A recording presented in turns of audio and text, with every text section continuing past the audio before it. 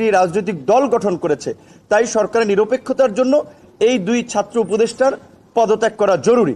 এই সরকার যেহেতু একটি নিরপেক্ষ সরকার, যেহেতু ছাত্র আন্দোলনের নেতৃত্বে থাকা নেতাদের একটা অংশ একটা দল গঠন করেছে, এখানে মিডিয়া সহ সবাই যেভাবে একটা ন্যারেটিভ দাঁড় করানোর চেষ্টা করছেন যে এই ছাত্ররা গণ অভ্যুত্থান করেছে বা গণ অভ্যুত্থানের নেতা, এই গণ অভ্যুত্থানে বৈষম্য বিরোধী ছাত্র আন্দোলনের ছাত্র দল ছিল, শিবির ছিল, ছাত্র অধিকার পরিষদ ছিল, ছাত্র ইউনিয়ন ছিল, দলমত নির্বিশেষে সকল ছাত্ররা ছিল।